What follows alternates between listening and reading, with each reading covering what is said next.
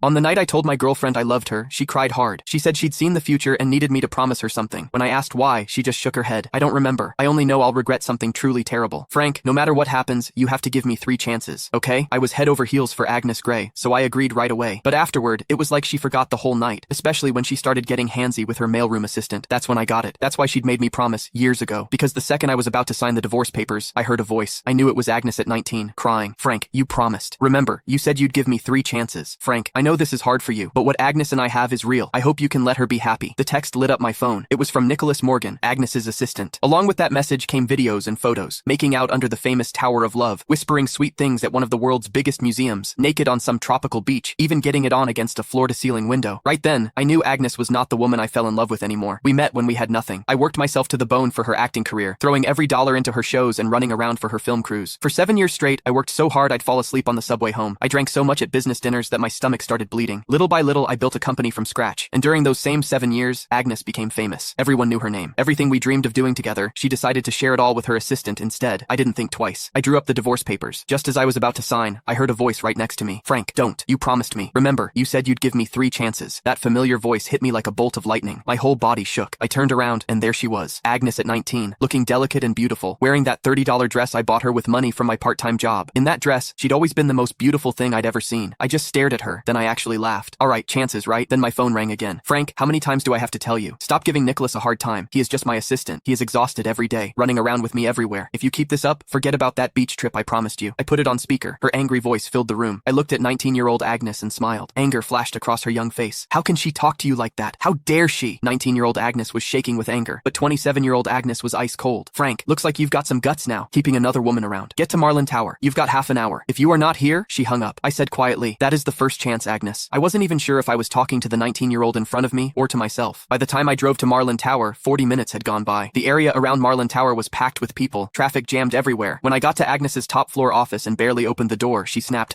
Frank, I warned you. You had 30 minutes to get here and now, I cut her off, turned around, and flopped onto the couch like I didn't care. Nicholas was there too. He kept his head down, eyes all red, his right hand holding his left wrist. My attitude seemed to set Agnes off. She slammed her hand on the desk. Frank, what is with that attitude? You still won't admit you were wrong? But before I could say anything, Nicholas jumped in. It is nothing really, just a watch. Don't blame Frank. That just made Agnes angrier. But instead of yelling at him, she held back and softened her voice. How can you say it is nothing? He is so petty. He even tried to steal the birthday gift he gave you. Don't worry, I am not taking his side. Then she turned back to me, her voice sharp as a knife. Frank, I am giving you one last chance. Give Nicholas his watch back. I'd lost count of how many times this had happened. No matter how many times Nicholas set me up, no matter what I said, it never mattered. The woman who used to trust me completely now only doubted me. Couldn't be bothered to argue. I stood up, took off the old watch from my... Click the link in my bio to get the full story for free.